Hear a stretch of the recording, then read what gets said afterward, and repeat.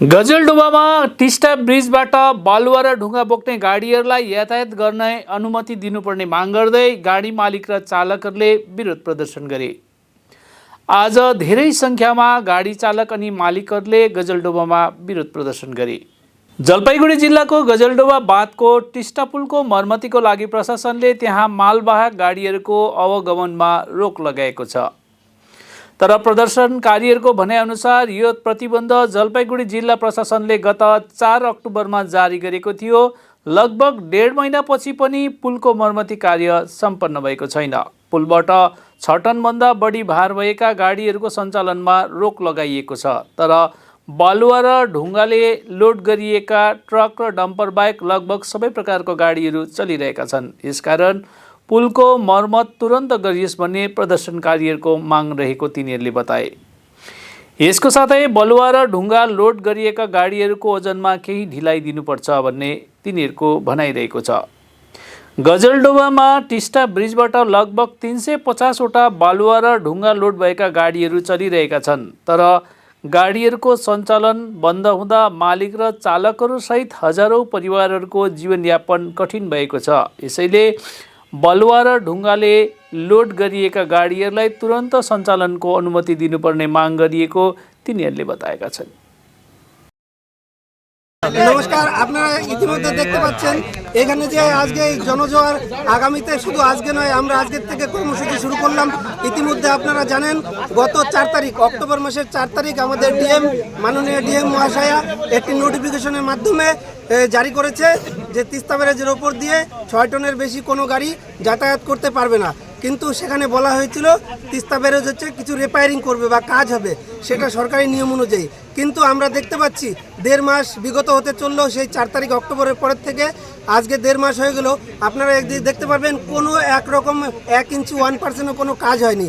কিন্তু আমরা চাই যদি কোনো কিছু কাজ করাতেও থেকে থাকে তা অবিলম্বে যেন সেটি 10-15 দিনের মধ্যে কাজ সমাপ্ত করে আমাদের যে গাড়ি, আমাদের বৈধ গাড়ি, বালু পাথরের গাড়ি, যেটা পাসিং অনুযায়ী আমরা বৈধ ঘাট থেকে রয়্যালটি গভর্নমেন্টকে চালান দিয়ে যে মালটা আমরা তিস্তা ব্যারেজের উপর দিয়ে নিয়ে যাই, আমাদের ব্যবসা সম্পূর্ণ গাজলডোবা থেকে গিয়ে শিলিগুড়ি, ফুলবাড়ি, রাজগঞ্জ এই সমস্ত জায়গায় আমাদের বালু পাথর পরে সেই ব্যবসা করে আমরা 350 গাড়ির মালিক তার সঙ্গে জড়িত অতপ্রত প্রত্যক্ষ হবে। কিন্তু এটা বাদ দিয়েও পরোক্ষভাবে তার সঙ্গে খালাসি, ড্রাইভার, লেবার, শ্রমিক, নদীর লেবার দিয়ে 3,500 থেকে 5,000 শ্রমিক আজকে বেকার।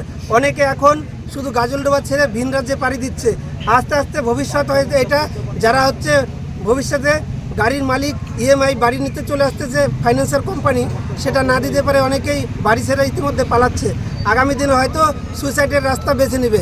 তা আমাদের আর্জি যারা হচ্ছে শুধু আমাদের গাড়ির মালিক নয়, লেবার থেকে শুরু করে ড্রাইভার, খালাসি সবাই যেন এই জীবিকাটা অন্তত করতে পারে। আমরা পাসিং অনুযায়ী আমাদের যে মালটা বৈধ চালান দিয়ে গভর্নমেন্টকে রেভিনিউ দিয়ে আমরা মালটা নিয়ে যেতে পারি, তার জন্য এই ব্যারিয়ার যে লাগিয়েছে সেই ব্যারিয়ারটা অন্তত আমাদের টনটা বৃদ্ধি করা হোক। সমস্ত বালু পাথরের গাড়ি যেন তিস্তা ব্যারেজ দিয়ে বৈধভাবে আমরা চালাতে পারি, এটাই আজকে আমাদের মূল দাবি। ইতিমধ্যে ঘোষণা ছিল 6 টনের অধিক কোনো গাড়ি যাবে না, কিন্তু আমরা দেখতে পাচ্ছি শুধুমাত্র বালু পাথরের গাড়ি বাদ দিয়ে যে কোনো গাড়ি, হয়তো হেভি লোডেড গাড়ি যাচ্ছে, সিমেন্টের গাড়ি যাচ্ছে, কাঠের গাড়ি যাচ্ছে, যে কোনো রডের গাড়ি যাচ্ছে। শুধুমাত্র আমাদের বালু পাথরের ক্ষেত্রেই এটা কেন, এটাই আমরা প্রশাসনের কাছে জানতে চাচ্ছি এবং চাচ্ছি এটাকে সুরাহা করে যত তাড়াতাড়ি সম্ভব দ্রুত আমাদের হচ্ছে গাড়ি চালানোর ব্যবস্থা করে দেওয়া। বাস যেটা যেতে পারছে বেরিয়ালের নিচ দিয়ে সেটাই মাত্র যাচ্ছে, অন্য কোনো বাস সেখানেও অসুবিধা হচ্ছে। যেরকম আমাদের দেখতে পাচ্ছেন কৃষি এলাকা, কৃষকের ক্ষেত্রে কি হচ্ছে, বড় গাড়িতে করে তারা মাল আনতে পারছে না। আলুর বীজ, এখন আলুর সময়, আলু মটরশুঁটির সময়, তারা হচ্ছে ছোট গাড়িতে করে আনছে, তাদের হচ্ছে রপ্তানি খরচা অনেক বেড়ে যাচ্ছে, সেটা ক্যারিং ভাড়া লেগে যাচ্ছে, কৃষকের কিন্তু এটা ক্ষতি হচ্ছে। আমরা চাই আমাদের পাশাপাশি কৃষকের সুবিধার্থেও অন্তত বড় গাড়ি